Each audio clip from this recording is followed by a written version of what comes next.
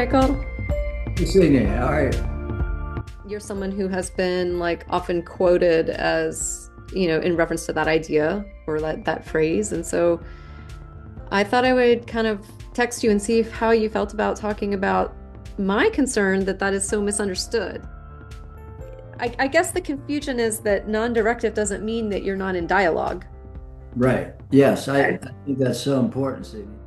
And I want to add, we've never been that happy with the non-directive term. And some years ago, it's been quite a while now, I was talking to Rick Doblin about this and we were all discussing it. Rick said, how about inner-directed? So Mm, often we now use inner-directed, I mean it's directed from inside the participant. that So is better, actually. uh, Yeah. And those are things you are saying on the medicine. yes, on the And medicine. if you do end up exploring it, you're exploring it on the medicine in this example you're referencing. On the medicine, yeah. Yeah. I'm emphasizing that only because I think a lot of people think, oh, you just sit there and then afterwards you talk about it in integration. And you do, but that's not the same thing that you're referring to here. Yeah. Good point, Sydney. Yeah. What's the spirit in which you offer something? You offer it as a possibility or a choice or even an encouragement, but never a directive. Like an Always invitation. invitation. They And can take it or not. yes, it may well be that there's some block that would be helpful to remove at the right time, but there may be some reason why that's not the right time that we don't know about.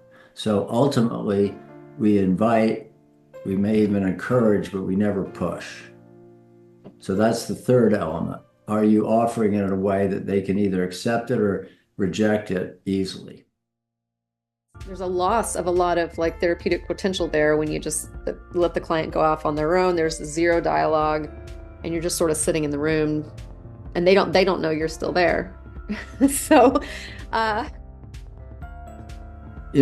Sometimes often when people are inside and not talking, some people talk to distract themselves, and when they're inside, that's great. That's like gold. But it could be that they're inside suffering in silence, isolating and suffering. yes, this is what I think keeps happening, especially if you have relational trauma or you have wounding patterns around relationship or abandonment or any of that, then you can accidentally re-traumatize someone by abandoning them in the session. Yes, absolutely. You don't want them to be suffering in silence. You don't want them to be not having an experience or blocked. And you don't want them to be overwhelmed and not handling it without you knowing about it. But if Yes. you know those three things, and the part about something going on also means it's moving. Yes. It was clear that it was moving. So in which case, then there is nothing more needed from us. I think I would like the audience to hear like, don't sit in silence for an entire session and then talk about it afterwards. Check in periodically. To me, there's great power in the fact that you're present in between the times you're interacting. And so when they come out, you're right there. Yeah. It'd be very helpful to give somebody some direction if they're really stuck. If you're using it in service of what's trying to happen. A lot of people go, oh, that's the stuff you do in integration. Yes, yes. And You don't have to know the answer. yeah, You can try it and see, or you can just ask. And if it's not right, just say, oh, sorry, that's not it. You know, you don't have to like get out of this idea, I got to have this all figured out for this person. Like that person was kind of reaching out and asking you for more direction. How come you didn't respond? And they would say, well, we were trusting the medicine and the inner healer. And I'm like, great, but don't trust it that much. You're there for a reason.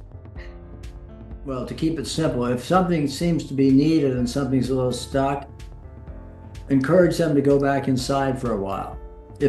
Maybe and see what they discover. That's usually the invitation. If that doesn't work, then if it's still in the same place, I'd say, what are you noticing in your body when you're experiencing that? non-directive approach is still an active therapy intervention. Yeah. It's just it's one of following and relationality, and not steering or leading. Is Yeah. that fair? Okay. Yes, it would be a lot simpler if you either just did nothing or you either did manualized prolonged exposure therapy or something. But it turns out it's not that simple. Yeah. So I'm so glad that you and others are stepping up to train people to use ketamine in a way that makes sense. And so maybe a public service announcement that we can jointly get behind is for training programs to overtly talk about this non-directive, directive confusion that people have and teach the non-directive approach as maybe or whatever it was that Rick said, what was it? The Inner-directed. inner-directed. So let's teach it as inner-directed approach, but you still are verbally dialoguing with the client, and you are Session. what's that? In the medicine session. In the medicine session. Yes, thank you. And how do you do that is part of the responsibility of what a training program needs to address so that there's this misunderstanding out there.